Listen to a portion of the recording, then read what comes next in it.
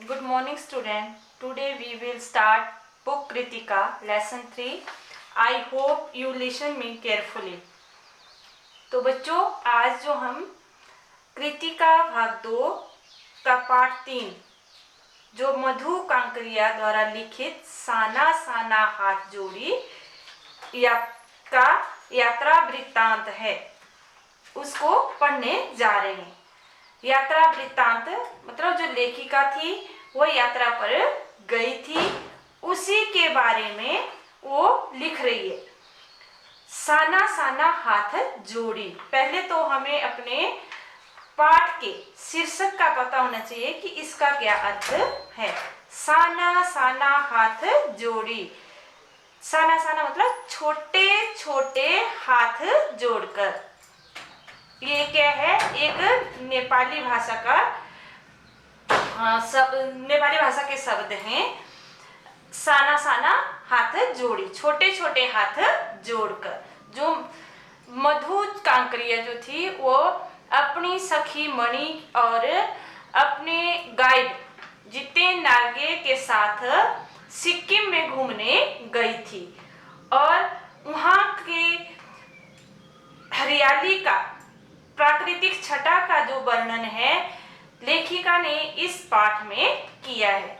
जब लेखिका उस पाठ के बारे में कहती है कि मैंने हैरान होकर देखा, आसमान जैसे उल्टा पड़ा था और सारे तारे बिखर कर नीचे टिमटिमा रहे थे।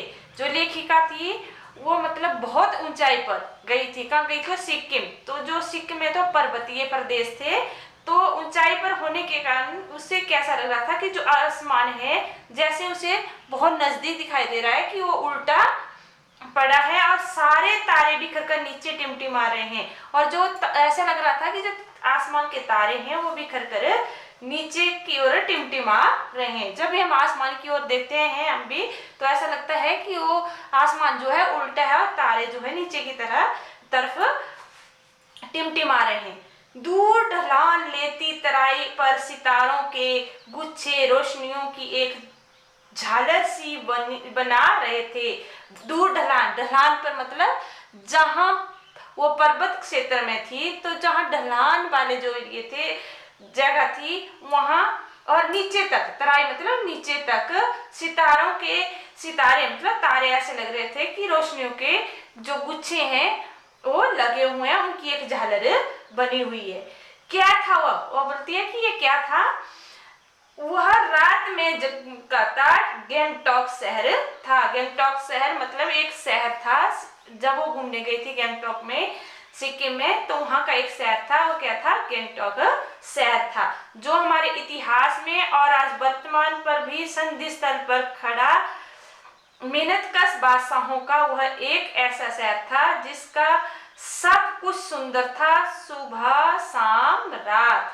जो मतलब गैंगटॉक जो शहर था बहुत ही सुंदर था, उसकी सुबह भी सुंदर थी, शाम भी और रात भी। और मेहनतकश बादशाहों का शहर मतलब वहाँ के जो लोग हैं वो बहुत ही मेहनती थे। मेहनतकश बादशाहों का शहर मतलब वहाँ के लोग बहुत मेहनती थे।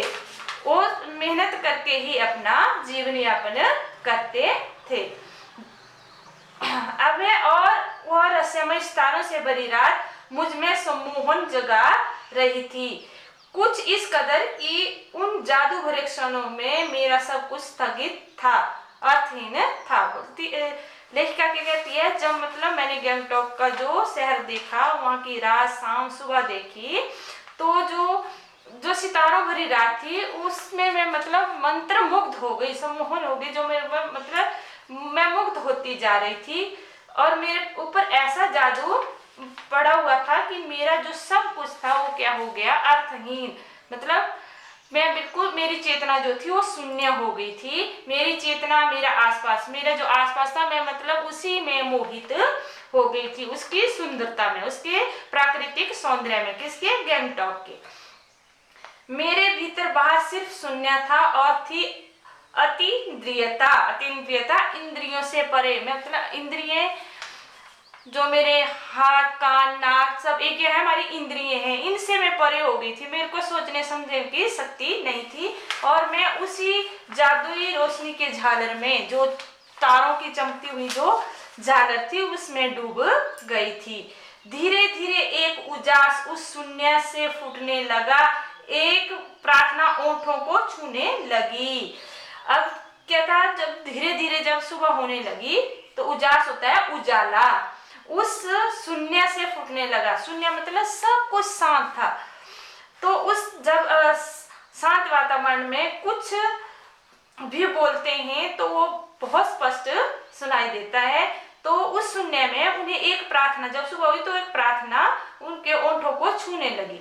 उनके कानों में एक स्वर सुनाई दिया और उनके ओंठों को भी उनका मन करे कि मैं भी इसको गाऊं। साना साना हाथ जोड़ी गर्दहू प्रार्थना, हमरो जीवन तिमरो कौशले। मतलब एक क्या है, एक नेपाली प्रार्थना है, जो नेपाली भाषा ये। तो क्या बोलते हैं, साना साना हाथ जोड़ी, छोटे छोटे हाथ जोड़कर गर्दहू प्रार्थना, प्रार्थना कर रही हूँ। हमरो जीवन तिम्रो कौशली, कि हमारा मेरा सारा जीवन अच्छाइयों को समर्पित हो। साना साना हाथ जोड़ी का मतलब छोटे छोटे हाथ जोड़कर मैं प्रार्थना करती हूँ कि मेरा सारा जीवन जो है अच्छाइयों को समर्पित हो। आज सुबह की प्रार्थना के ये बोल जो थे, मैंने एक नेपाली युवती से सीखे थे। देख होते कि ये नेपाली युवती से मैंने ये प्रार्थना के बोल सीखे थे। सुबह हमें युमथांग के लिए निकल पड़ना था। युमथांग जो है घाटियां हैं, घाटियों का नाम है, वहां बहुत सी घाटियां हैं, उनको क्या बोलते हैं, युमथांग। तो युमथांग का क्या अर्थ हुआ, घाटियां के लिए निकलना था, घाटियों के लिए निकलना था। पर आंख खुलते ही मैं बालकनी की तरफ भागी। जब आंख खुली तो जब भी हम कहीं जाते हैं तो किसी वहां का प्राकृतिक सौंदर्य देखने के लिए हम भी लालायित रहते हैं। तो वैसे ही लेखिका भी बालकनी की तरफ भागी। यहाँ के लोगों ने बताया था कि यदि मौसम साफ हो तो बालकनी से भी कंचनजंगा दिखाई देती है। हिमालय की तीसरी चोटी जो कंचनजंगा है, तो वहां के लोगों ने बताया कि अगर मौसम साफ हो तो यहाँ से वो भी दिखाई देती है। पर मौसम अच्छा होने के बावजूद आसमान हल्के हल्के बादलों से ढका था। मौसम तो साफ था लेकिन बादल छोटे थोड़े थोड़े बादल जो थे, हल्के हल्के जो बादल थे, आसमान उनसे ढका था। पिछले बरस की ही तरह इस बार भी बादलों के कपाट ठाकुर जी के कपाट की तरह बंद ही रहे। ठाकुर जी यहाँ किसके लिए बोला है, भगवान के लिए। लेखिका कहती है वो पिछले साल भी यहाँ घूमने आई थी कि पिछले साल की तरह ही इस बार भी बादलों के कपाट जो है, कपाट मतलब दरवाजे जो है भगवान के दरवाजों की तरह ही बंद ही है, कि हमें जो है कंचनजंगा नहीं दिखी और ना दिखनी थी ना दिखी। पर सामने ही रकम रकम के रंग बिरंगे इतने सारे फूल दिखाई पड़े कि लगा फूलों के बाग में आ गई हूँ। रकम रकम तरह तरह के नीचे दिए गए हैं ये शब्दार्थ, कि वहां तरह तरह के रंग बिरंगे फूल दिखाई दिए और लेखिका को ऐसे लगे कि वो फूलों के बाग में आ गई हैं। बहरहाल गैंगटॉक से 149 किलोमीटर की दूरी पर युमथांग था। वहां से मतलब गैंगटॉक कितने किलोमीटर दूर था, गैंगटॉक से युमथांग कितने किलोमीटर था दूर था, 149 किलोमीटर। युमथांग यानी घाटियां, सारे रास्ते हिमालय की घनतम घाटियां और फूलों से लदी वादियां मिलेगी आपको। ड्राइवर कम गाइड जितेन नार्गे मुझे बता रहा था, क्या वहां बर्फ मिलेगी? मैं बचकाने उत्साह से पूछने लगती हूँ। अब जो लेखिका है वो उन घाटियों युमथांग की यानी घाटियों, सारे रास्ते उनकी गहनतम गहरी घाटियों और फूलों से जो लदी वादियां थी, क्योंकि वहां का प्राकृतिक दृश्य बहुत ही सुंदर था और तरह तरह के फूल थे। और जो उनका ड्राइवर था, ड्राइवर भी था और गाइड भी था। ड्राइवर कम गाइड मतलब दोनों था, ड्राइवर और गाइड। जितेन नार्गे मुझे बता रहा था कि वहां बर्फ मिलेगी और उसने पूछा कि लेखिका के उससे कि क्या वहाँ मतलब बचकाने बच्चों की तरह उसने पूछा कि क्या वहाँ बर्फ मिलेगी हमें देखने के लिए। तब वो बोलता है चलिए तो जगह जगह गदराए पाइन और धूपी के खूबसूरत नुकीले पेड़ों का जायजा लेते हुए हम पहाड़ी रास्तों पर आगे बढ़ने लगे कि एक जगह दिखाई दी, एक कतार में लगी स्पेस बहुत पताकाएं। जब जब वो रास्ते में गए तो पाइन और जो धूपी ये वृक्षों के नाम हैं, खूबसूरत नुकीले जो पेड़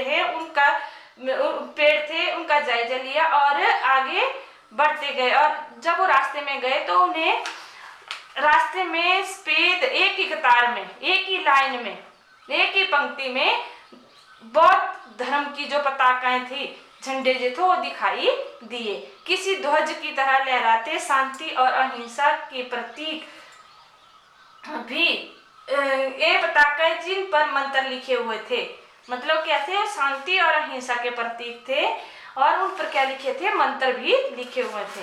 वो किससे थे, बुद्धिस्ट जो बौद्ध धर्म के थे। तो नार्गे कौन था, जो गाइड और ड्राइवर था। यहाँ बुद्ध की बड़ी मान्यता है, मतलब वहाँ बौद्ध धर्म को ज्यादा माना जाता है। जब भी किसी बुद्धिस्ट की, जब कोई बौद्ध धर्म को मानने वाले की मृत्यु होती है, उसकी आत्मा की शांति के लिए शहर से दूर किसी भी पवित्र स्थान पर 108 सफेद पताकाएं फहरा दी जाती है। जब मतलब मरता है तो उसकी आत्मा की शांति के लिए उस जगह से दूर 108 जो सफेद पताका है वो फहरा दी जाती हैं। नहीं इन्हें उतारा जाता है और इन्हें उतारे जाते हैं, अपने आप ही नष्ट हो जाती है। कई बार किसी नए कार्य की शुरुआत के लिए भी नए पताकाएं लगा दी जाती हैं, पर वे रंगीन होती है। जब कोई मरता है तो सफेद पताकाएं लगाते हैं कौन, बुद्धिस्ट लोग। और जब कोई नए कार्य की शुरुआत होती है तो रंगीन मतलब रंग बिरंगी पताकाएं लगाते हैं। नार्गे उसको बोलता जा रहा था और तभी लेखिका की नजर उसकी जीभ पर लगी दलाई लामा की तस्वीर पर टिकी हुई थी। तब जब वो बता रहा था तो दलाई लामा है वो किस धर्म के हैं, बौद्ध धर्म के। तो उनकी तस्वीर उसे गाड़ी में टंगी हुई दिखाई दी, टिकी हुई दिखाई दी। कई दुकानों पर भी मैंने दलाई लामा की ऐसी ही तस्वीरें देखी। जब उन्होंने बताया कि हाँ बौद्ध धर्म की मान्यता है, तभी उसका ध्यान जो है गाड़ी में दलाई लामा की तस्वीर पर गया और जगह जगह भी दुकानों पर उसने दलाई लामा की ही फोटो या तस्वीर देखी थी। इचकोले खाती हमारी जीप थोड़ी और आगे बढ़ी, अपनी लुहावनी हंसी बिखेरते हुए जितिन ने लगा, इस जगह का नाम है कवि लॉन्गस्टॉक, यहाँ गाइड फिल्म की शूटिंग हुई है।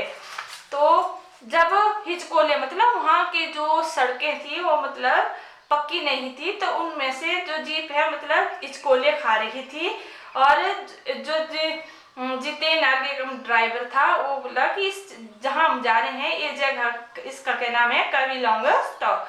और गाइड फिल्म की शूटिंग जो है वहीं हुई थी, जो गाइड फिल्म में उस की शूटिंग भी यहीं हुई है। तिब्बत के चिस्खे वंशन ने लेप्चाओं के सोमेन से कुंजते के साथ संधि पत्र पर यही हस्ताक्षर किए हैं।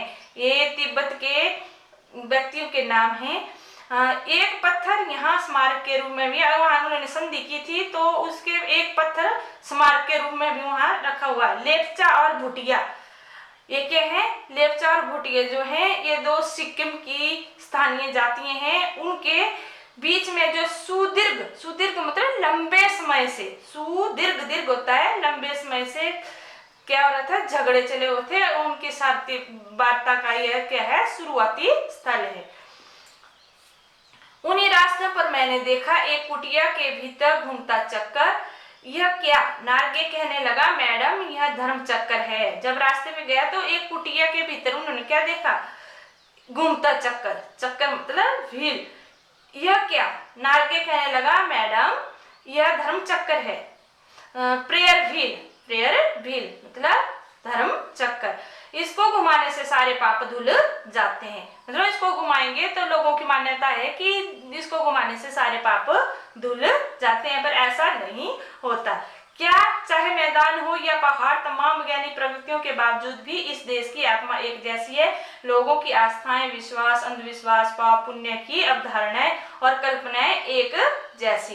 और बोलते हैं विज्ञान ने कितनी तरक्की कर दी है, चाहे मतलब वो सिक्किम था, चाहे हम यहाँ का अपना ही अपनी ही जगह को ले लो, विज्ञान ने कितनी प्रगति कर ली है। इसके बावजूद जो हमारे देश की आत्मा एक जैसी है। कैसी है कि हमारी आस्था है किसी न किसी धर्म में, कभी हम अपने देवी देवताओं को मानते हैं, उन पर हमें पूरा विश्वास है। अंधविश्वास, हम जादू टोनों इन पे विश्वास करते हैं। पाप पुण्य, जब हम सोचते हैं कि अच्छा काम करेंगे तो हमें पुण्य मिलेगा, अगर हम बुरा काम करेगा तो हमें पाप मिलेगा। ऐसी अवधारणाएं हैं, ऐसी कल्पनाएं, और सबकी कल्पनाएं एक जैसी है। तो स्टूडेंट, आज हम इतना ही पढ़ेंगे एंड नेक्स्ट डे 19 और 20 you read this page 19 and 20 page and I explain this page.